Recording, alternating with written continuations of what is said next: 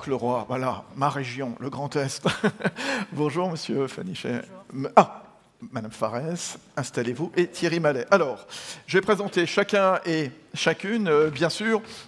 Alors, les deux présidents de région donc, qui vont participer à cette table ronde. À mes côtés, il y a François Bonneau, président de la région Centre-Val de Loire, Franck Leroy, président du Grand Est, une grande région ferroviaire, bien entendu.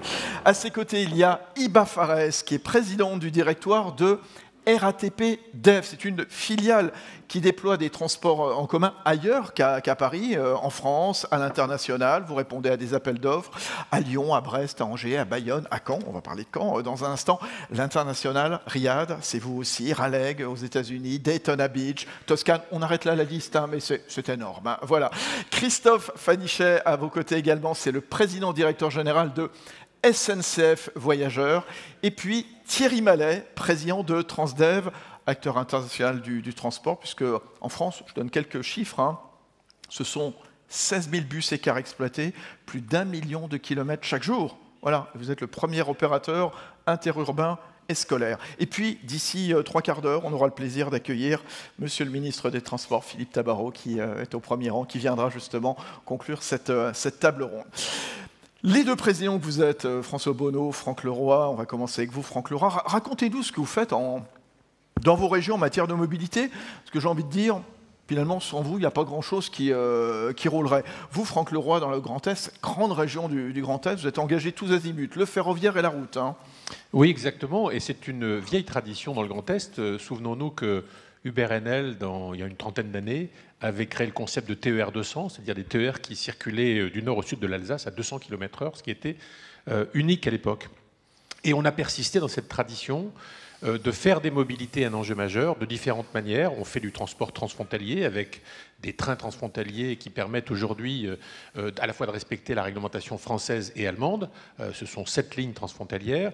Ou luxembourgeoises. On a redonné vie à des lignes de desserte fine du territoire, je pense à Saint-Dié-Épinal, et bientôt, grâce à l'ouverture à la concurrence, et dans le cadre de ce qu'on appelle une intégration verticale, la remise en route de la Nancy contre Aix-et-Ville, qui va être portée par un groupement à la fois fait d'une entreprise de travaux publics et d'un transporteur, en l'occurrence Transdev, avec un niveau de compétitivité assez étonnant. On est aussi investi dans les SERM, puisque le premier SERM de France a été créé, on ne savait même pas que le concept de SERM existait à l'époque, c'est à Strasbourg, et c'est aujourd'hui un peu plus de 700 trains de plus par semaine qui couvrent le Nord-Alsace. Et dernière innovation, depuis le 1er janvier dernier, on gère 525 km de route nationale pour le compte de l'État. Et je vous donne un chiffre, jusque-là, l'État investissait à peu près 32 millions d'euros sur ces 525 km de route. On est passé à plus de 90 millions d'euros, donc on a triplé. Tout simplement pourquoi? Parce que d'abord, les mobilités, c'est essentiel. Il n'y a pas d'aménagement du territoire sans mobilité. Pas d'économie. Il n'y a pas... pour le monde économique, c'est fondamental. Qu'on parle du fret, qu'on parle évidemment de tous ces salariés qui ont besoin d'aller au boulot tous les jours, de tous ces étudiants. Et on sait très bien qu'aujourd'hui, le développement du transport public, c'est plus de pouvoir d'achat pour les salariés, parce que ça coûte moins cher que la voiture individuelle. Et puis, quand on veut parler de décarbonation, ça passe évidemment dans les transports par un développement de l'offre. Et là, je crois pouvoir dire que le bilan des régions, il est assez exceptionnel, puisque aujourd'hui, on court après le succès. C'est-à-dire que quelque part, c'est déjà plus de 30% de passagers supplémentaires dans nos trains collectivement. C'est une offre inégalée dans l'histoire en nombre de trains qui circulent. Ce qui nous pose parfois certaines difficultés, c'est qu'aujourd'hui, on a du mal à obtenir des trains supplémentaires et on est tous en recherche de trains supplémentaires. Donc je crois que dans ce domaine comme dans d'autres, la décentralisation des mobilités a apporté beaucoup et les régions sont en première ligne. Et on voit aussi, Franck Leroy, et ce qu'on disait dans la table ronde précédente, laisser les collectivités parler entre elles et gérer les affaires. Regardez comment le rôle des régions dans la gestion des infrastructures est considérable. Il y a eu la constitution récemment d'une SPL Mobilité dans votre région, avec la communauté urbaine du Grand Reims, l'Eurométropole de Strasbourg, Metz Métropole, Mulhouse, Alsace Agglomération, comme quoi, quand tout ce beau monde se met autour d'une table, ça va bien. Mais oui, quand on arrive à mutualiser la compétence, tout le monde en est bénéficiaire, les métropoles comme la région. Demain, on va développer également une SPL infrastructure qui va gérer des lignes que nous allons reprendre à SNCF Réseau pour l'euro symbolique, avec en face 1,2 milliard d'euros de travaux. Pour tout ça, pourquoi? Pour remettre des trains dans les territoires ruraux qui souffrent aujourd'hui de ne plus en avoir. Quand on regarde toutes les enquêtes d'opinion aujourd'hui, de quoi souffre la ruralité principalement? La santé et la mobilité. Donc notre objectif à nous, c'est de ramener et de la santé et de la mobilité dans nos territoires ruraux. François Bonneau, comment est-ce qu'on conjugue en centre Val-de-Loire, dans cette grande région, avec Tours, avec Orléans, avec Châteauroux, etc., cette dualité rail, route? À travers un concept assez simple, aujourd'hui, le ressenti de nos concitoyens, il est pour très large part défini par la capacité que l'on a à accéder à des services, à accéder au progrès d'une certaine manière. Et l'absence de mobilité, c'est l'assignation à résidence. Dans une région comme Centre-Val de Loire, qui est une région avec 2 métropoles, mais qui est aussi une région réseau avec des chefs-lieux de département dynamiques, je pense Chartres, Blois, etc. Mais aussi avec des sous-préfectures extrêmement denses et peuplées. Si les gens n'ont pas la possibilité de se déplacer pour l'emploi, pour l'accès aux soins, pour la culture, pour le développement, c'est véritablement quelque chose qui est très pénalisant. Et dans une région comme Centre-Val de Loire, qui a, je le dis régulièrement à Valérie Pécresse, la chance d'être une région qui est limitrophe avec l'Île-de-France, avec des échanges qui sont extrêmement nombreux, mais aussi des voies qui traversent la région à la fois vers l'ouest, avec l'axe Paris, Orléans, Tours, Nantes, etc., mais aussi avec le POLT, Paris, Orléans, Limoges, Toulouse, mais aussi Paris-Nevers. Tout ça, c'est en Centre-Val de Loire. Nous avons véritablement besoin de faire réseau, de faire système. Alors, est-ce qu'il y a dualité entre le rail et la route? Je dis simplement ça, il faut que nous ayons la notion de l'équilibre. La deuxième partie du 19e, c'est l'avènement du rail, et c'est le développement de notre société par le rail. Je parlais d'assignation à résidence. Quand on regarde historiquement, sociologiquement, la dynamique des mouvements qui se créent à ce moment-là, c'est extraordinaire. La deuxième partie du 20e, c'est le siècle de la voiture, exclusivement. Et les aménagements se font exclusivement autour de ça. Il faut qu'on rompe avec la pensée unique. C'est pas le rail ou la voiture. On est au moment du 21e siècle dans la multimodalité, dans l'organisation de la multimodalité. Et donc c'est d'abord le transport en commun, il faut qu'on y pense parce que c'est intéressant sur le plan social, sur le plan environnemental. Et on verra comment les transports en commun sont rénovés justement pour coller aux préoccupations. Après, c'est l'articulation, mais dans une multimodalité qui part de la capillarité. Dans ma région, on est en train de mettre en place, avec les intercommunalités, des systèmes de voitures électriques en autopartage. Ça fait partie de l'aménagement rural fin, c'est indispensable. Ça se coordonne avec les cars et avec les trains. Et puis, franchement, il y a 10 ans, 20 ans encore, Monsieur le Ministre, on entendait parler de la fin du réseau capillaire. On a résisté, nous. En Centre-Val de Loire, on a très fort résisté, et toutes les régions résistent à cette idée de la fin du réseau capillaire. Parce que vous connaissez Chinon, au moins pour ses vins. Allez visiter Chinon, c'est magnifique. Mais Chinon se développe s'il y a une vraie relation avec Tours. Eh bien, la ligne Tours-Chinon, qui est une ligne historique, elle a été rénovée essentiellement avec des moyens financiers. Et le train capillaire, il est aujourd'hui, quand il est de qualité, avec du matériel rénové, avec des lignes refaites, complètement restabilisées, c'est plébiscité. Donc c'est une multimodalité, c'est cet ensemble-là, et surtout en n'opposant pas, les moyens. Vous avez raison. On va donner la parole dans un instant aux formidables opérateurs qui sont avec nous, partenaires historiques des régions, mais juste, vous avez prononcé un mot, le mot financement, et Franck Leroy, vous réagirez derrière. Comment est-ce qu'on finance tous ces transports? Comment est-ce qu'on continue d'investir dans ce contexte budgétaire contraint, voire hostile, dont on ne cesse de parler depuis le début de ce 21e congrès? François Bonneau. On part d'une situation totalement détériorée, puisque pendant des décennies, l'effort national a été fait pour les lignes grande vitesse au détriment de tout le reste. Et quand nous reprenons la responsabilité TER, etc., on a à la fois du matériel qui est du matériel extrêmement, extrêmement usagé, et des infrastructures qui sont dépassées. Donc on part avec ce malus. Donc pour le moment, je considère qu'on bricole. Je considère qu'on bricole parce que dans les contrats de plan, successivement, on essaie avec l'État, avec les collectivités de trouver des moyens. On avance, mais pas à la mesure. Et on partageait ça avec Philippe Tabarot il y a 2 jours à Orléans. pas à la mesure des enjeux. Si on veut prendre en compte véritablement les infrastructures, il faut qu'on ait à la fois une vision nationale de ça et des ressources pour les régions qui aujourd'hui ne sont pas assurées. C'est un des sujets, chacun le sait ici, chacun le sait, qui ne sont pas assurés. Il faut, sur cette première dépense des régions, première dépense en fonctionnement, première dépense en investissement, que nous ayons une vision des recettes qui soit une vision stabilisée et durable, parce qu'on ne fait que du durable dans ce domaine. Franck Leroy. Effectivement, la question des finances est absolument fondamentale parce que pour avoir un service public de qualité de transport, si les infrastructures ne sont pas au niveau, on n'arrive pas à la robustesse et la fiabilité voulue. Alors, nous avons repris, en ce qui nous concerne, les routes nationales, avec un accord passé avec le gouvernement. La condition que nous posions, c'était de pouvoir lever l'éco-redevance poids lourd, l'ex-écotaxe. Vous savez, quand l'État a voulu le faire il y a 13 ou 14 ans, il a échoué parce que le concept n'était peut-être pas prêt et que la révolte est venue de Bretagne. Je ne sais pas si Loïc était encore dans la salle, mais à l'époque, effectivement, c'était moins évident pour les Bretons que ça ne l'était pour nous. Sur nos routes, celles que nous gérons pour le compte de l'État aujourd'hui, il y a 70% des poids lourds qui sont des poids lourds internationaux, qui, dans tous les pays autour de nous, payent une écotaxe. Ils arrivent à la frontière luxembourgeoise, ils ne payent plus en France, ils font le plein en Luxembourg et pas en France, ils traversent la France et ils se retrouvent en Espagne ou en Italie. Autant dire qu'on n'a que des charges, que de la dégradation de nos infrastructures routières et aucune recette. Et pour autant, ces axes de communication doivent être modernisés, passer à 2 fois 2 voies, 2 fois 3 voies parfois. Il faut des aires de repos de qualité parce que le monde de la route a besoin de fonctionner.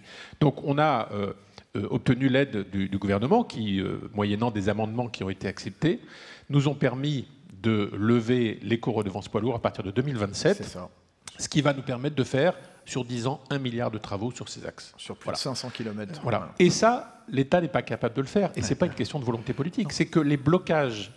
D'abord, il faut avoir une majorité à l'État, et ce n'est pas évident, Philippe le sait bien. Deuxièmement, les blocages corporatistes existent à l'État. Ils existent beaucoup moins dans nos régions. Qu'on a une souplesse d'adaptation, une connaissance du tissu qui fait que, par exemple, avec le produit de l'éco-redevance poids lourd, on va bien sûr moderniser les routes, mais on va aussi accompagner les transporteurs dans la modernisation de leur flotte, dans le verdissement de leur flotte, ce qui va leur permettre de payer moins de taxes, voire de ne plus payer de taxes du tout un jour. Et donc, en ayant cette souplesse à la taille de la région, où on connaît tout le tissu économique, on peut faire passer des réformes que l'État ne serait pas en capacité de faire passer, tout simplement parce que gérer le même problème à l'échelle de l'État, c'est à la puissance 10, et c'est beaucoup plus complexe. Et là, pour le coup, les obstacles se multiplieront. Alors, juste un mot, François Bonneau. Juste un mot, parce qu'il y a aussi le sujet des péages d'autoroute. Oui. Et on ne peut pas aborder ce problème sans trouver un lien entre le produit des péages d'autoroute, ce dont l'État a besoin pour ses responsabilités sur le rail, et ce dont nous avons besoin à l'échelle des régions pour nos responsabilités sur les infrastructures. Thierry Mallet, je disais Transdev, partenaire historique des collectivités locales et notamment des régions. Et votre actualité, bien sûr, c'est l'ouverture, donc depuis le mois de juillet, hein, c'est ça, donc, puisque vous avez mis en service en juillet l'offre des TER de Provence-Alpes-Côte d'Azur, la région Grand Sud, présidée par Renaud Muselier. On est début novembre, on est donc 4 mois plus tard. Qu'est-ce que ça a donné? Aujourd'hui, on est... Merci pour l'invitation. Bien, aujourd'hui, on est, j'allais dire, à la fois, on le doit d'ailleurs à Philippe Touliaro qui était vice-président et à Jean-Pierre Cérus qui est aujourd'hui vice-président. Aujourd'hui, on est effectivement à une offre qui a été doublée. On est au rendez-vous en matière de qualité de service puisque le mois dernier, on était à plus de 98% de ponctualité sur la ligne. On a pu effectivement doubler l'offre pour le même coût pour la région. Donc ça, c'est les bénéfices de l'ouverture à la concurrence. Il y a un choc d'offres, c'est ça? Alors, l'offre a été doublée. Autrefois, il y avait 7 allers-retours. Maintenant, on est à 14 allers-retours. La prochaine, ça sera Nancy-Contrexéville en 2027. Mais c'est une expérience que nous ramenons d'Allemagne, parce que je voudrais juste... On parlait tout à l'heure de l'étranger.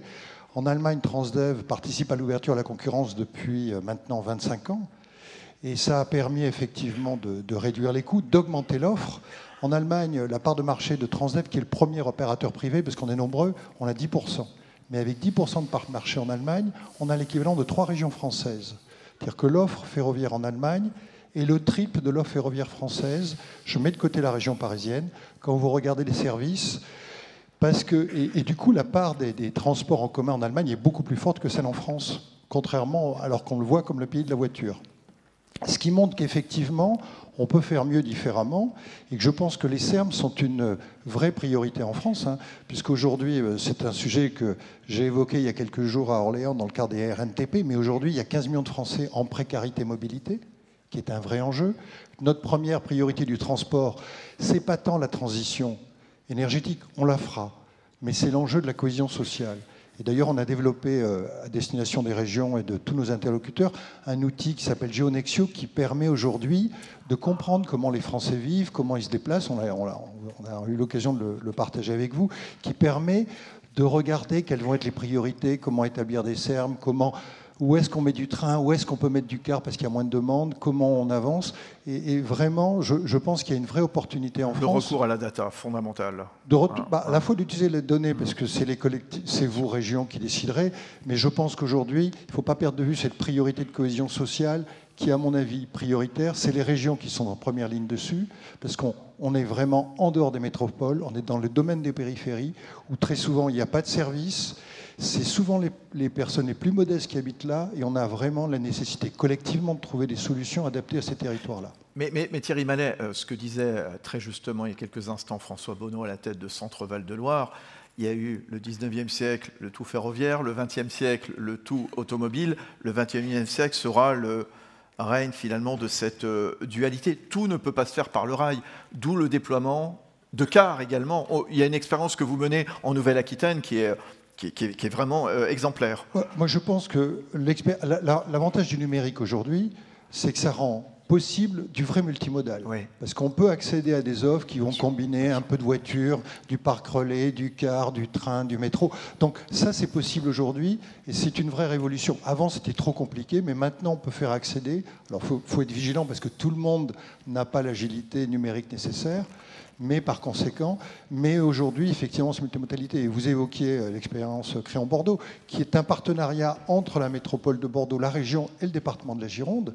C'est une ligne qui a été lancée, on est à 50 km de Bordeaux, ça a été lancé effectivement en 2019. Il y a une ligne, alors c'est une ligne à haut niveau de service, c'est 6h, 22h, c'est tous les quarts d'heure. C'est des cars, ça a été mis en place en 6 mois, et depuis le début, c'est 1000 personnes par jour qui la prennent. Et là, il y a des réflexions pour l'extension le week-end. Voilà. Et là, il n'y avait pas de ligne de train et pas de possibilité. Et donc, ça montre qu'il y a des vraies solutions et que les gens les prennent. Et c'est la qualité de service qui compte, hein, parfois plus que le mode.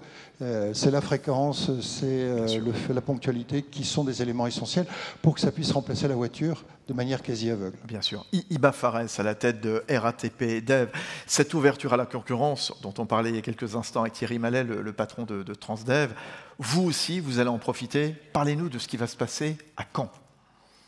Alors, pour le moment, nous sommes attributaires pressentis de la ligne Étoile de Caen, enfin des lignes Étoile de Caen qui depuis Caen, desservent les principales villes autour. Donc, il s'agit de la région Normandie, bien entendu, et nous sommes en train de finaliser le contrat avec eux. Donc, nous ne sommes pas encore officiellement aux manettes de ce lot. Mais je rejoins beaucoup de choses qui ont été dites. Déjà, il y a les sujets financement de toute cette activité TER. Et bien entendu, il y a des idées de taxes, etc., etc. Mais nous, comme opérateurs, qu'est-ce qu'on peut apporter? Et là, je rejoins ce qu'a dit Transdev, c'est-à-dire qu'on voit dans tous les lots qui ont été mis aujourd'hui en ouverture à la concurrence, il y a un peu plus d'une dizaine en France, et quel que soit l'opérateur qui a été choisi à la fin, y compris l'opérateur historique qu'on va entendre dans un instant, bien sûr. Tout le monde a réussi à augmenter significativement l'offre au même prix, voire à un prix inférieur. Et le plus 50, on y arrive. Alors, comment on fait ça? C'est-à-dire c'est des économies pour les collectivités et de l'offre en plus.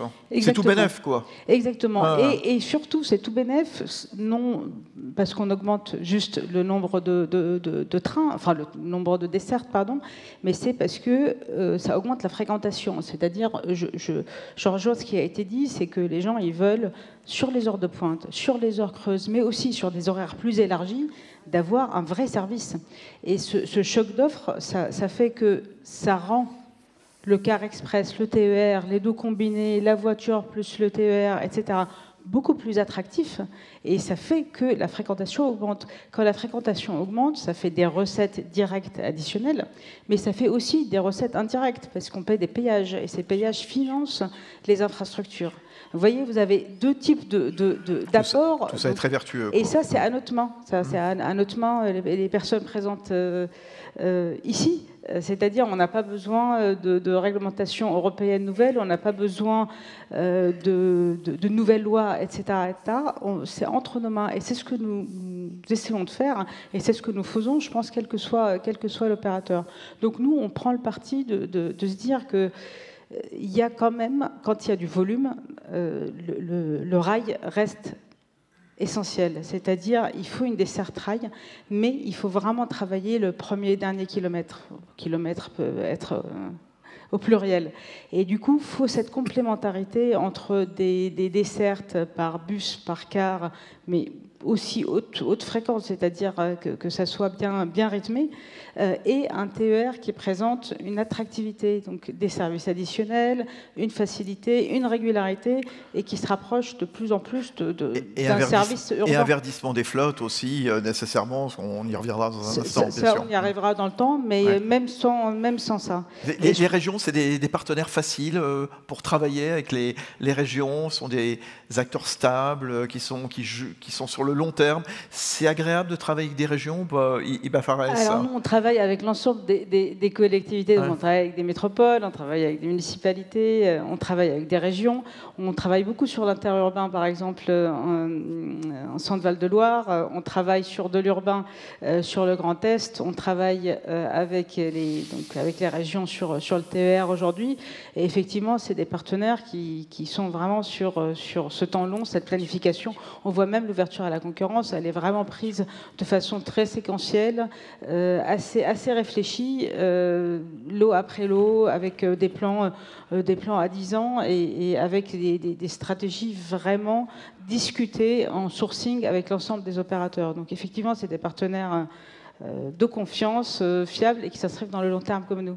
Christophe Fanichet, à la tête des SNCF Voyageurs, et c'est vrai qu'Iba Fares le rappelait il y a quelques instants, il y a une dizaine d'offres, d'attributions qui ont été menées. Potentiellement à Caen, c'est Iba qui va l'emporter avec RATP Dev. On a parlé de Provence-Alpes-Côte d'Azur avec Transdev. Il y a Keolis également qui est présent d'ailleurs un petit peu plus loin avec les partenaires au rez-de-chaussée qui est là. Et puis 8 sur 11, c'est vous, l'opérateur historique. Comme quoi, vous n'êtes pas mort, la SNCF, heureusement, bien entendu. Non, c'est très bien. Mais quelque part, est-ce que ça vous a conduit, quelque part, à avoir une autre vision, justement, le fait que vous ne soyez plus le monopole historique, est-ce que ça vous a conduit à adopter de nouveaux réflexes, quelque part? J'adore vos questions. C'est bien, elles sont sympathiques. Oui, ça vous oui, rend bien hommage. sûr. Non, mais c'est le moment qui n'est pas toujours le plus simple quand on est l'opérateur historique. Ah ouais, c'est normal. Qui globalement voit l'ensemble de son activité qu'il avait en gré à gré. Et puis moi j'ai souvent l'habitude, l'ouverture à la concurrence, c'est un élément important, c'est qu'on va passer d'opérateur subi à opérateur choisi. Ça change complètement la donne. Et je dirais que même tous les acteurs sont en train de changer de rôle. Aujourd'hui, c'est les autorités organisatrices qui décident de tout. Avant, on avait souvent l'habitude de dire que c'était la SNCF qui décidait. C'est fini ce temps-là. C'est les régions qui décident. Après la première étape que vous avez très bien rappelée dans la table ronde précédente de la régionalisation, qui a déjà donné un premier coup de boost sur on donne le pouvoir à ceux qui sont au plus près des gens qui ont besoin de cette mobilité. Moi, je le donne en un ou deux chiffres, et je vais bien sûr répondre à votre question. Mais d'abord, le premier sujet, c'est qu'aujourd'hui, le ferroviaire, Iba Fares l'a dit, c'est la colonne vertébrale, mais de toutes les mobilités. Moi, je ne dis pas qu'il ne faut pas de voiture ou pas de car, il faut une meilleure intermobilité, et ça, c'est très important. Aujourd'hui, les régions, François Bonneau l'a rappelé, Franck Leroy également, aujourd'hui, les régions, c'est pour elles la colonne vertébrale du tissu de vie et du bassin de vie des citoyens des régions. Et ils ont mis beaucoup d'argent. Je donne deux chiffres. D'abord, elles ont acheté ces 10 dernières années 1200 trains, 1200 trains neufs. Et elles ont mis 12 milliards d'euros sur la table pour avoir les trains régionaux que vous voyez aujourd'hui. On était à Orléans avec François Bonneau, on pourrait très bien être chez Franck Leroy. C'est des trains neufs, C'est des trains confortables dans lesquels on a plaisir de se déplacer avec. C'est pas un hasard, si comme le rappelait Franck à l'instant, c'est 33% de voyageurs en plus, en 5 ans. Quelle est aujourd'hui une quelconque entreprise, une quelconque entité qui est capable d'augmenter d'un tiers le nombre de ses usagers ou de ses clients? Si les régions n'avaient pas investi en avance de phase, et je les salue sincèrement, parce qu'elles ont été beaucoup critiquées par différents organes qui ont dit qu'elles avaient trop investi. Qui aurait été capable aujourd'hui de faire ça? Et puis moi, je n'oublie pas un élément très important, c'est l'usager. On a tous des indicateurs de savoir s'ils sont contents ou pas contents. Chez Thierry, chez IBA. Aujourd'hui, ce qu'on appelle le Net Promoter Score, le NPS, il explose dans toutes les régions. Aujourd'hui, c'est eux qui sont les premiers récipiendaires de tout ce que nous faisons aujourd'hui. Alors oui, il y a l'ouverture à la concurrence qui est là. C'est un fait. Oui, l'ouverture à la concurrence, ça bouscule, et ça bouscule l'opérateur historique que je suis. Mais oui, on a tous changé de rôle. On a tous changé de rôle, c'est-à-dire que les AO sont en train de faire ce qu'on disait hier au RNTP, faire la deuxième révolution, et vont être en complète possession de toutes les décisions qu'elles vont prendre. Toutes. C'est elles qui vont acheter le matériel roulant, c'est donc elles qui vont décider du cahier des charges. C'est plus nous. C'est elles qui vont décider de la billettique. C'est elles, comme disait Franck Leroy, sur des sujets d'infrastructure. Aujourd'hui, on est vraiment à la deuxième étape de l'ouverture à la concurrence. Et cette deuxième étape, elle est fondamentale, parce qu'aujourd'hui, elle remet au centre l'usager. Et ce que vous disiez dans la table ronde précédente, c'est qu'aujourd'hui, sur ce sujet-là, les régions, elles ont le pouvoir de pouvoir prendre l'ensemble des décisions. Et l'opérateur que je suis, l'opérateur historique, vous l'avez dit, sur 12 appels d'offres, nous en avons gagné 8. Comme je dis souvent, on part comme des nouvelles entrantes, donc on a autant nos chances que les autres. On a quand même des savoir-faire qui nous permettent de gagner. Mais l'avenir qui est devant nous, c'est qu'en ce moment, il y a une quinzaine d'appels d'offres. Ça va vite. Ça peut même aller très vite. Mais on doit être au rendez-vous de l'ensemble des régions au même moment, avec chacune leur spécificité. C'est ça qui est intéressant. Le Centre Val-de-Loire, c'est pas la même chose que Grand Est. Sont des partenaires exigeantes, les régions? Je pense que le mot n'est pas assez fort. Ah. Sur exigeant. En tout cas, l'opérateur que je suis, je ne sais pas si Iba ou Thierry diront la même chose. Mais leur body language a répondu pour eux. Oui, elles sont très exigeantes. Et elles ont raison. C'est de l'argent public. Bien sûr, bien sûr. On n'a pas le choix sur ces sujets-là. Donc, pour moi, sur ces points-là, c'est une deuxième révolution. Et je pense qu'aujourd'hui, cette révolution est dans la main des régions. À nous d'être à la hauteur de cette révolution. François Bonneau. Oui, moi, je voulais faire un lien entre ce que Christophe Anichet vient de dire, l'augmentation considérable des usages en Centre Val-de-Loire. En 2024, c'est 18% d'augmentation et on est sur plus de 10% chaque année. Et ce que vous avez dit, Thierry Mallet, parce que vous avez insisté sur la capacité contributive des usagers. Et je crois que l'intérêt aussi de cette forme de décentralisation, c'est de penser comment, par les politiques tarifaires, par l'accompagnement, on va faire en sorte que non seulement ça puisse mailler le territoire, non seulement ça puisse être vertueux sur le plan environnemental, mais faire en sorte que ce soit vraiment un outil qui refasse du commun au plan social, parce que c'est déterminant. Et aujourd'hui, l'image qui est celle de nos territoires, elle est complètement portée.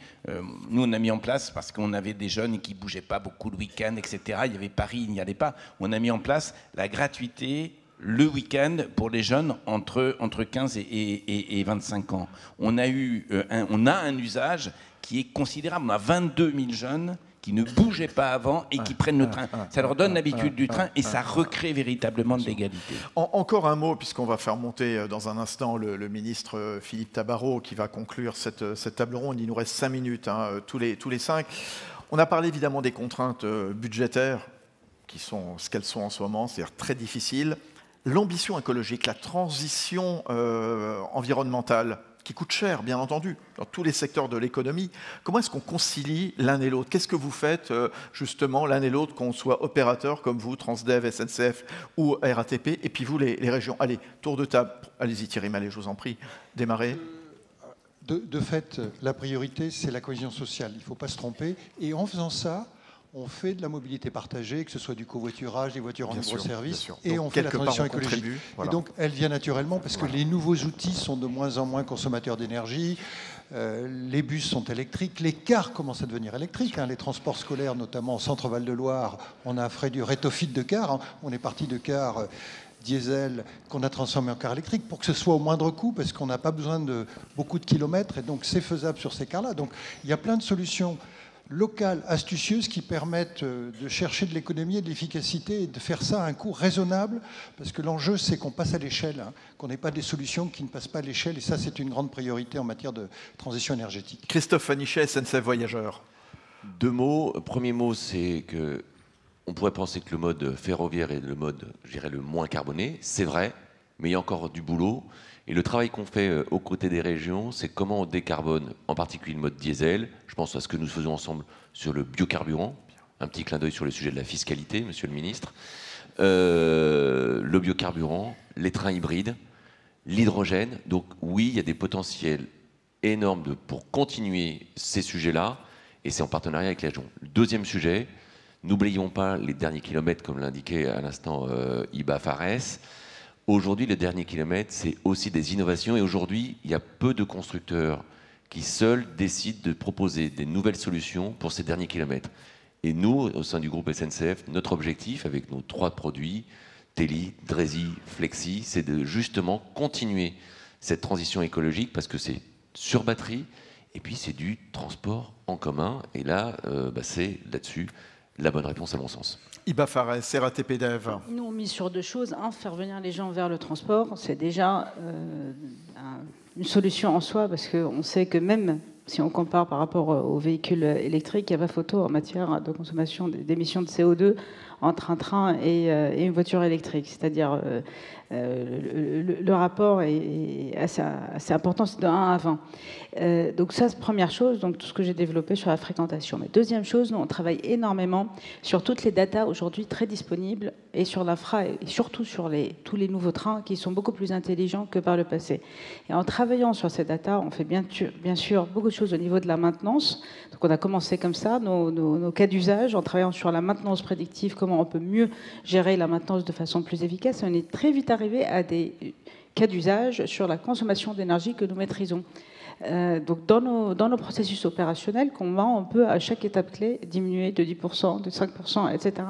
notre consommation énergétique, et ça au final, ça fait énormément de choses, sans parler du lavage, etc. Enfin tout le qu'on gaspille. Donc vraiment, nous sommes aussi aux manettes dans notre production pour être acteurs d'un système plus écologique. Le mot de la fin avant de retrouver le ministre Philippe Tabarot, Franck Leroy et François Bonneau, les 2 présidents de région. Alors on a évidemment des flottes de cars qu'on rétrofit, qu'on transforme de manière à baisser leur empreinte carbone, mais je voudrais également indiquer qu'on prépare aussi le train de demain. Il l'a évoqué, Drezy. Drezy, c'est la solution du futur.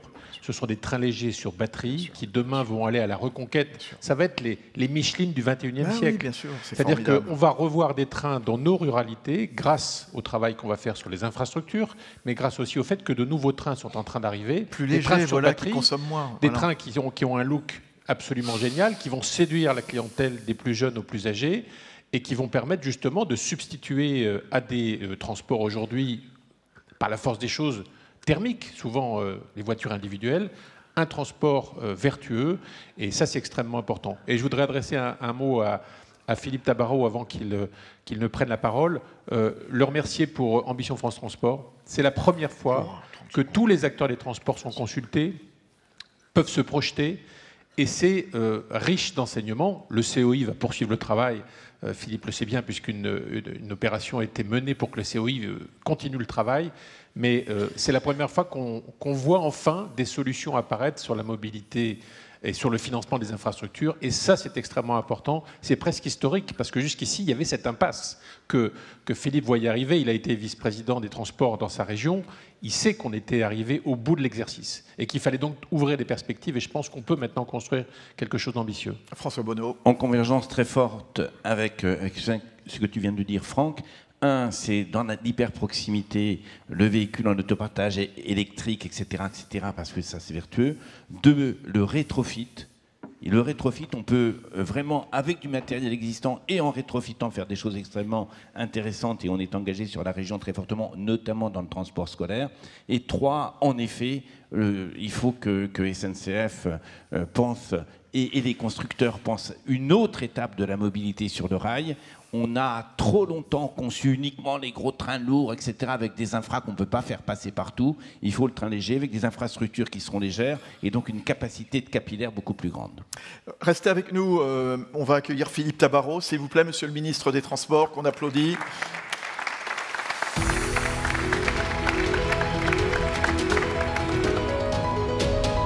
Bonjour, soyez le bienvenu. Vous avez écouté cette formidable table ronde. On va vous laisser débriefer et puis on revient juste après. Merci à tous. Écoutez, c'est un plaisir de vous retrouver. Je salue la présidente Carole Delga qui était là tout à l'heure, que l'on va retrouver. Et puis, vous l'imaginez bien, je souhaite saluer tous les présidents de région ici présents. Je ne les citerai pas tous, mais en tout cas, je pense que tout au long de la journée, on aura l'occasion de se retrouver, d'échanger, notamment avec Monsieur le Premier ministre tout à l'heure. Je salue les parlementaires également présents. Je vois mon ancienne collègue sénatrice Catherine Belretier qui est là. Tu vois, Catherine, ça aurait été dommage que j'écoute mon parti politique et que je t'écoute, toi qui souhaitais que je ne reparte pas au gouvernement et qui souhaitais même que je sois exclu. Ça aurait été dommage. Il y a besoin de continuité dans l'action des transports dans ce pays. C'est la raison pour laquelle je n'ai pas écouté les injonctions de mon parti politique et j'ai continué ma mission pour vous servir, mesdames et messieurs, les élus régionaux. Voilà, ça c'est dit. François, je suis ravi de te retrouver après cette réunion de mardi pour les rencontres nationales du transport public. Nous avons visité ensemble une partie des travaux de la mise en accessibilité de cette belle gare d'Orléans aux côtés du nouveau président directeur général du groupe SNCF, ce grand ami des transports et des territoires qu'est Jean Castex. J'aimerais avoir également un petit mot pour mes anciens collègues vice-présidents de région en charge des mobilités qui coprésident la commission mobilité si importante des transports et des infrastructures. Cher Jean-Luc Gibelin, cher Michel Neugnot, cher Christophe Coulon, je vois Michel et je sais que Philippe aussi. Voilà, ils sont tous là et je vous salue très amicalement. Vous savez l'affection que je vous porte après toutes ces réunions passées pendant de nombreuses années ensemble pour faire avancer la cause des transports et des mobilités dans notre pays. Je voudrais saluer, mesdames et messieurs, les élus de toute la France, de nos départements et territoires d'outre-mer également, et vous, mesdames et messieurs, qui avez en charge cette belle collectivité qui est la collectivité régionale. J'aimerais dire un mot, bien sûr, au président directeur général de SNCF Voyageurs, cher Christophe Fanichet, et répondre déjà à une de tes interpellations amicales. Concernant les carburants, tu as pu constater que l'Assemblée nationale, alors certains diront pour une fois, ce n'est pas moi qui le dis, mais pour une fois a bien travaillé sur cette question des carburants et a revu la copie qui en avait bien besoin. Cher Thierry, encore merci pour mardi et merci de l'action que tu mènes, bien sûr en tant que président, directeur général d'une grande entreprise qui est l'entreprise Transdev, mais également en tant que président de l'UTPF. Et puis, Madame la Présidente du Directoire des RATP Développement, chère Iba, bravo pour le message qui est passé et bon courage pour tous les challenges qui vous attendent. Et puis, un petit mot particulier pour Franck Leroy aussi, parce qu'il a rappelé le travail qui a été fait dans le cadre d'Ambition France Transport, parce que c'est un grand président de région et puis parce qu'il a une responsabilité importante dans notre pays, c'est de présider une agence qui est très décriée en ce moment et qui est décriée injustement, dont nous avons besoin, qui gère de nombreux financements en matière de transport avec très peu de personnes, qui le fait avec compétence et cette structure est indispensable, je le rappelle, je le répète et je lui dis tout mon soutien et je pense tout le soutien du monde du transport pour qu'elle puisse perdurer dans le futur. Alors, vous voyez que je veux aller très directement au fait. Aujourd'hui, pas de langue de bois. Je vous ai écouté. J'ai envie de parler de 4 sujets que vous avez abordés, peut-être pour préciser quelques points, mais en allant bien sûr dans votre sens. Alors certes, plus que jamais, les régions ont un rôle indispensable. Ça a été dit aussi dans la précédente table ronde, parce que la stabilité politique que vous apportez en ce moment dans le contexte politique national qui est le nôtre est particulièrement enviable. Et puis il y a des sujets que nous avons en partage et que nous devons faire avancer dans les semaines et dans les mois à venir. Je pense notamment aux lignes de desserte fine du territoire. François, tu l'as évoqué. Je pense aux services express régionaux métropolitains, les fameux SERM. Je pense à un sujet qui me tient à cœur également à mon ami Jean-Pierre Cérus, c'est l'ouverture à la concurrence et les conséquences dont on vient d'entendre les premiers éléments, et puis également la collaboration qu'on peut souhaiter encore plus étroite, même si elle l'est déjà aujourd'hui, entre l'État et les régions sur les questions de mobilité. Avec une petite parenthèse, vous me le permettrez, vous n'avez pas abordé ce sujet, mais il me tient à cœur pour des raisons que François sait très bien, c'est la question des cartes scolaires. Un mot d'abord pour vous remercier de ces échanges passionnants que j'ai suivis avec grande attention. Je vois l'engagement bien sûr de nos régions, mais aussi l'expertise, mesdames, messieurs, de grands champions français, de grandes entreprises françaises de transport que sont la RATP, la SNCF et Transdev. Et je crois qu'on peut être confiant pour l'avenir de nos transports dans ce pays. En tout cas, personnellement, je le suis. Vous en doutez, c'est évidemment très important pour moi d'être présent aujourd'hui parmi vous, pas uniquement parce que les régions ont ce rôle central dans les mobilités de notre pays, mais parce qu'au fond, je me sens, ça a été dit, un peu à la maison ici. Je connais bien ce congrès, j'y retrouve aujourd'hui de nombreux amis, j'y suis venu tant de fois de l'autre côté de la barrière et je suis ravi de vous retrouver dans ces fonctions.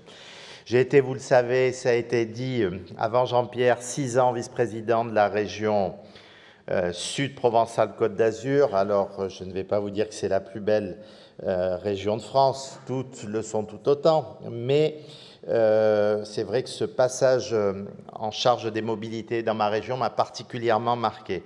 Je vous ai entendu dans les 2 tables rondes, à la fois la première sur la décentralisation et bien sûr celle sur la mobilité. Et je sais qu'avec ce gouvernement, la question des transports et de l'aménagement du territoire vont enfin justement pouvoir être abordées ensemble sur un pied d'égalité. Parce que c'est ce qu'a dit Franck Leroy, je présenterai début 2026, si la politique m'en donne la possibilité, la politique politicienne, au Parlement, une grande loi cadre pour les transports. Vous l'attendiez depuis un certain nombre d'années. Le Premier ministre, qui nous rejoindra pour une réunion de travail cet après-midi avec les présidents de région, l'a dit le 14 octobre au Sénat, dans sa déclaration de politique générale, en précisant combien ce sujet était important, que ce texte sera examiné en miroir des travaux de décentralisation. Donc le lien entre vos 2 tables rondes du jour, à la fois la décentralisation et les mobilités. Pourquoi ? Parce que nous devons marcher sur nos 2 jambes, nous devons faire avancer ensemble les chantiers de décentralisation et ceux des mobilités, tant les transports sont au cœur de la cohésion territoriale, et tout ça, vous le savez mieux que personne. Le Premier ministre m'a demandé de lui faire un certain nombre de propositions sur ce sujet. Je ne vais pas vous les dévoiler, je ne sais pas s'il les retiendra toutes, mais nous en parlerons probablement avec les présidents tout à l'heure. Moi, ce que je sais, c'est que les régions doivent rester au cœur des mobilités. Je sais que plus que jamais, sans tabou, sauf bien sûr quand il y a des sujets, des enjeux de souveraineté, elles doivent rester en responsabilité et pourquoi pas en avoir de nouvelles. Mais voilà, j'ai plein d'idées pour vous, mais tout cela dans un principe aussi, ça a été dit par le président Rousset tout à l'heure, un principe de simplification qui paraît indispensable. Alors un mot sur les petites lignes. Il y a justement ce sujet que je sais prioritaire pour les régions. Lorsqu'on parle de mobilité et d'aménagement du territoire, on dit petites lignes plus lignes de desserte fine du territoire, parce qu'elles sont peut-être petites, mais elles sont chères au cœur de nombreux habitants de vos régions. Ces fameuses lignes, je m'en souviens, il n'y a pas une réunion avec les élus régionaux, avec des parlementaires, sans qu'on me parle de ces lignes. Je le sais bien, j'ai eu ce rôle, comme je vous l'ai dit, pendant 6 ans. En février 2020, vous vous souvenez que le préfet qui n'était pas honoraire à l'époque, il est devenu Philiseau, présenté dans son rapport un très utile premier état des lieux. Ces lignes sont historiques, sont un levier incontournable pour l'aménagement et donc pour la cohésion des territoires. Il faut que nous étudions ensemble des possibilités, des opportunités pour les maintenir de manière efficiente dans ces territoires pour conserver un maillage territorial qui soit tout aussi efficace. Il faut se donner les moyens de mettre le bon service au bon endroit et en fonction des besoins. C'est cette réflexion qui guide les travaux de la mission Philiseau 2. Et puis également, tu l'as très justement dit Franck, il y a des propositions à faire maintenant en matière d'infrastructure, mais en matière de matériel français et très novateur. Sur les services express régionaux métropolitains, c'est l'autre grand sujet aujourd'hui pour répondre à la hausse et aux besoins de mobilité dans notre pays. Christophe, tu as donné les chiffres, il y a une explosion sur la fréquentation de nos trains, que ce soit les trains express régionaux, que ce soit les intercités, que ce soit les TGV. Il y a une appétence pour le train. Les Français n'ont jamais eu autant envie de prendre le train. Je ne sais pas si c'est par conscience environnementale, par besoin de mobilité accrue, quelles que soient les raisons, il faut pouvoir les accueillir dans les meilleures conditions possibles. Les Serm vont être un formidable accélérateur de cette cohésion. Je sais que ces questions se posent concernant le financement. Cela a été abordé lors de vos échanges. Je rappelle que l'État est d'ores et déjà fortement présent à vos côtés sur cet enjeu. Je demandais à ma directrice de cabinet tout à l'heure, parce que je sais que ça a pesé sur notre budget qui est en cours de discussion au Parlement, que l'État prend en charge, par exemple sur les TER, pour 2,4 milliards pour le compte des régions auprès de SNCF Réseau pour financer les péages. Je pense que c'était important de le rappeler. Et que nous avons bâti ensemble de beaux contrats de plan État-région. Il me reste encore à signer 2 volets mobilité après celui qu'on a signé, mon cher Jean-Pierre, lundi dans notre belle région. Et là, ce sont 2,7 milliards que nous investissons ensemble, dont 900 millions de crédits de l'État. Et pour permettre aux collectivités d'amorcer la pompe, j'ai annoncé aussi que dans le cadre d'Ambition France Transport, la prise en charge 100% par l'État de tout ce qui touche à la préfiguration des Serm pour enclencher la machine à travers la Société des grands projets. Et cela représente aussi un investissement conséquent. Mais plus que tout, demain, cette loi 4 doit permettre de sécuriser des ressources supplémentaires pour les transports. Elle permettra notamment de graver dans le marbre, et là c'est le plus important, le fléchage des recettes des péages autoroutiers dans les futures concessions vers les réseaux de transport structurants. Que l'argent qui est prélevé sur les transports puisse revenir au transport paraît tout simple, paraît tout normal, mais c'est tellement compliqué, n'est-ce pas, mon cher Franck, tu le sais. Et donc, c'est un combat que nous allons continuer à mener et je l'espère que nous allons pouvoir graver dans le marbre de la loi. En tout cas, c'est une priorité. Et je peux vous dire, dans les propositions que j'ai pu faire au Premier ministre, vous ne serez pas... et je ne souhaite pas que les régions ne participent pas, je dirais, à ces futures concessions d'une manière ou d'une autre. Elles ont leur mot à dire, que ce soit dans la gouvernance ou autre. Le recours à la fiscalité locale est aussi un levier, bien sûr, pour financer les Serm. Depuis cette année, vous avez la possibilité, et vous avez à votre disposition, et je dis bien à votre disposition, vous en faites ce que vous souhaitez, le versement mobilité régionale et rurale. Cher Fabrice, pardon, je ne t'avais pas vu, je te salue très amicalement. J'ai beaucoup travaillé aussi sur ce sujet, puisqu'il est le fruit d'un amendement que j'avais porté avec le sénateur Jacquin sur ce sujet. C'est un outil qui pourrait et qui pourra générer 750 millions d'euros spécifiquement pour les régions, avec 10%, 75 millions pour les zones peu denses, qui, vous le savez, depuis la loi d'orientation des mobilités, n'ont pas pu trancher totalement la question des ressources et de l'organisation des transports dans ces territoires peu denses. Vous le demandiez depuis des années, et à juste titre. Vous avez maintenant cette recette dédiée. Je sais que vous allez en faire bon usage pour ceux qui décideront de l'appliquer. Je crois que son instauration doit être l'occasion d'associer, bien sûr, les acteurs économiques qui râlent un petit peu de temps en temps, et je peux les comprendre, mais qui doivent être convaincus que lorsqu'il y a un juste retour sur investissement comme vous le faites dans les régions qui l'utilisent. Je pense notamment à l'augmentation de l'offre de transport au bénéfice des salariés. C'est quelque chose qu'ils comprennent. Je veux dire par là que c'est un sujet qu'on aborde souvent. Alors chacun peut avoir, je ne juge personne par rapport à ce qui se fait sur les territoires, mais que les entrepreneurs n'aient pas en tête que ce versement mobilité serve à financer la gratuité des transports en commun des politiques, comme ils le disent souvent. La participation des usagers au financement des transports qu'ils empruntent, pour moi, reste un principe qui est juste, qui est républicain. Dans notre pays, la tarification des transports publics reste un levier trop peu utilisé. Moins de 25% des dépenses des autorités organisatrices de mobilité sont financées par l'achat des billets. Les présidents de région le savent très bien. C'est plus de 50% chez nos voisins allemands et 30% en Italie. Tout l'effort sur le choc d'offres que tout le monde appelle de ses voeux ne peut pas reposer uniquement sur le contribuable ou sur nos entreprises, principalement avec le niveau très élevé, bien sûr, que vous connaissez des prélèvements obligatoires dans notre pays. Ça me permet d'enchaîner sur l'ouverture à la concurrence. Oui, l'ouverture à la concurrence a permis dans notre pays un choc d'offres, comme vous l'avez rappelé et signalé, très significatif. Cela ne va peut-être pas faire plaisir à Christophe Fanichet, que je le rappelle, mais c'est aussi pour lui et pour ses équipes un formidable moyen de challenger ces contrats de trains express régionaux et ces conventions avec votre opérateur historique TER. Ils nous l'ont montré. Et ainsi garantir une offre de train qui soit renforcée au meilleur prix pour les finances des régions.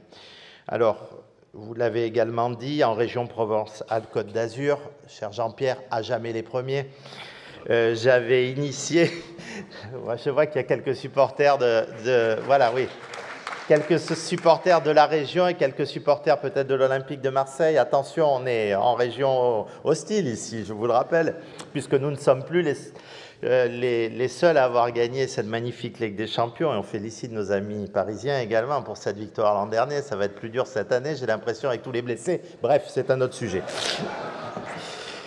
10 ans plus tard, après la volonté politique très forte de Christian Estrosi et de Renaud Muselier, 2 nouvelles offres ont été mises en service et vous l'avez très bien dit, elles sont opérées aujourd'hui par Christophe et par Thierry avec leurs entreprises respectives.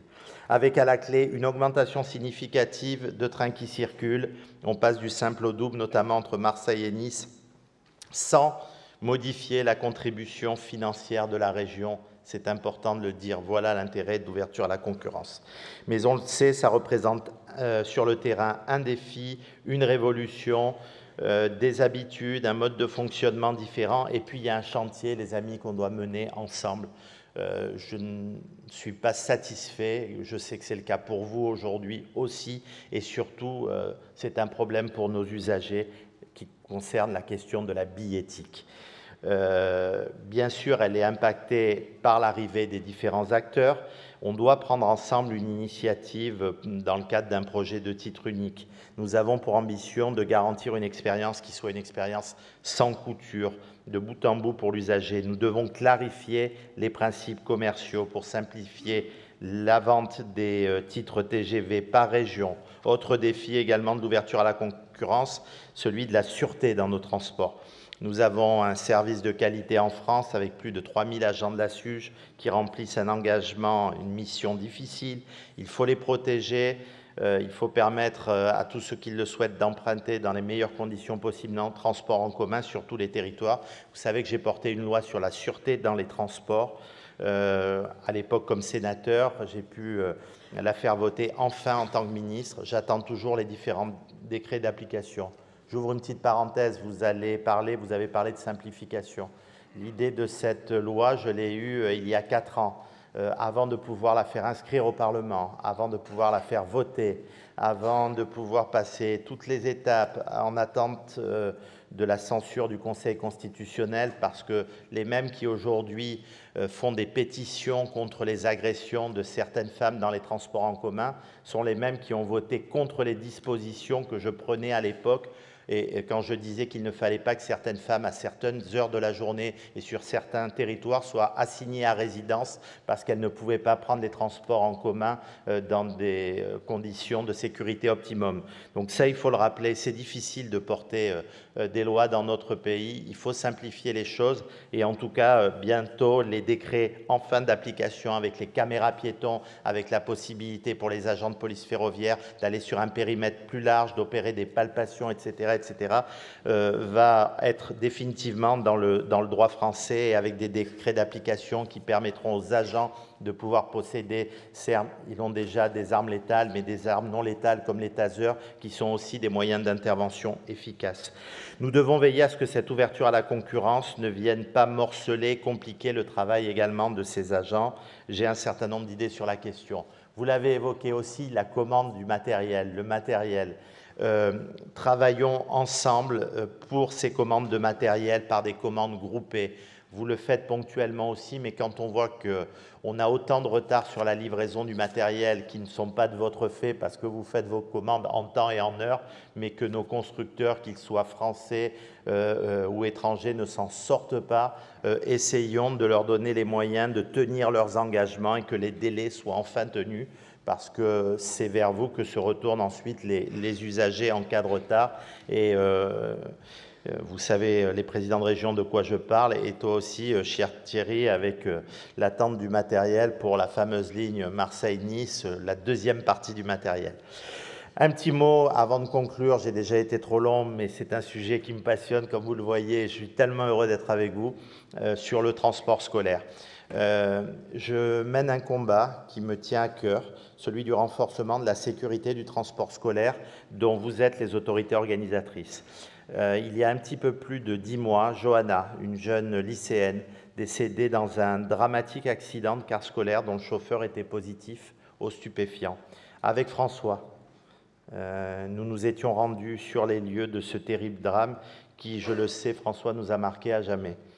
J'ai lancé fin avril un plan d'action pour essayer d'éradiquer cette consommation d'alcool, de drogue, chez ceux qui ont la responsabilité de conduire nos enfants. Vous savez qu'on a fait des contrôles sur l'ensemble du territoire national, que nous avons pris un certain nombre de mesures dans les entreprises très régulièrement avec des contrôles inopinés, qu'il y a des sociétés qui travaillent notamment étroitement sur la mise en place à venir dans un temps réduit de ce qu'on appellera des stupotests. Comme c'est fait aujourd'hui au niveau de l'alcool, ça pourrait être fait au niveau demain de toutes les drogues, quelles qu'elles soient. Donc pour permettre à nos enfants d'être conduits dans des conditions qui soient des conditions de sécurité optimum. Les parents ne doivent pas voir partir leurs enfants en car scolaire le matin avec la boule au ventre. Et puis on parle de 30 000 chauffeurs, il y a une minorité qui a ce comportement, mais cette minorité, il faut l'éradiquer et il faut qu'on puisse nettoyer cette profession et garder les meilleurs, et il y en a.